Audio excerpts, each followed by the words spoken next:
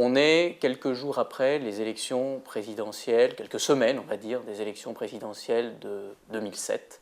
Le 30 mai 2007, exactement, plusieurs fonctionnaires de la préfecture de police, travaillant au sein de la direction de la police générale, qui est la direction qui attribue des titres de séjour, sont placés en garde à vue pour trafic d'influence, corruption, pour des faits supposés de trafic d'influence et de corruption.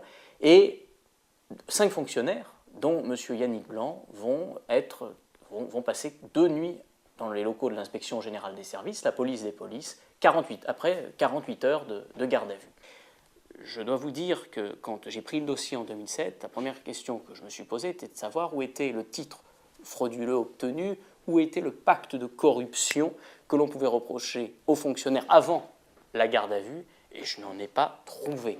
Il n'y a pas d'éléments qui pouvaient caractériser un pacte de corruption, et je vais même aller plus loin. La mesure de garde à vue qui a été prise à l'encontre de M. Blanc, directeur de la police générale à la préfecture de police, est une mesure totalement arbitraire qui ne repose sur aucun indice apparent de corruption qu'on pouvait reprocher au directeur de la police générale.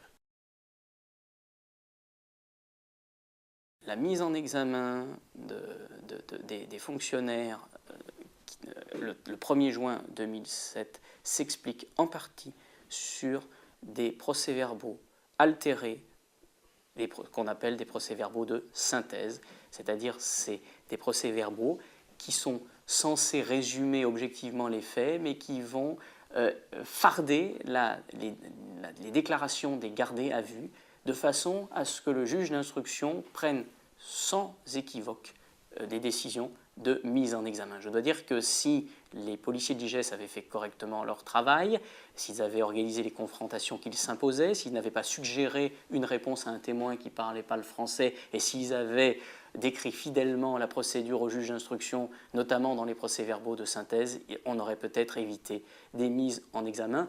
Et d'ailleurs, je vais même aller plus loin, des suspensions de fonctions qui ont suivi. Je dois dire que lorsqu'un fonctionnaire, nous le savons tous, dans des affaires récentes, est mis en examen, dans la plupart des cas, il est arbitrairement suspendu, il ne touche plus ses primes, il est mis au banc de la société, c'est absolument épouvantable.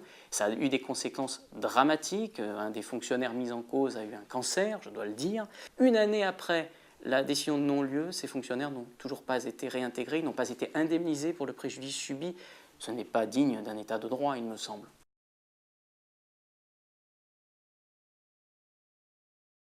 Pour la première fois dans l'histoire de la justice, la chambre de l'instruction a, à 2 reprises avant la fin de l'instruction, rendu des décisions de non-lieu, c'est-à-dire qu'elle a décidé de prendre le dossier avant le règlement de l'information initiale est toujours en cours, donc avant la fin, et de rendre des décisions de non-lieu au bénéfice de 4 fonctionnaires mis en examen. Elle a motivé son arrêt de façon exceptionnelle. Non seulement elle innocente des fonctionnaires, mais elle s'étonne des moyens procéduraux déployés dans l'enquête. Elle va même dessaisir le juge d'instruction et renvoyer un autre magistrat. Je veux dire que la chambre de l'instruction, dans cette affaire, a pris le temps, a fait un travail tout à fait remarquable, ce qui démontre bien qu'en matière judiciaire, les vrais problèmes, ce n'est pas les réformes systématiques du code de procédure pénale, mais bel et bien un manque de moyens.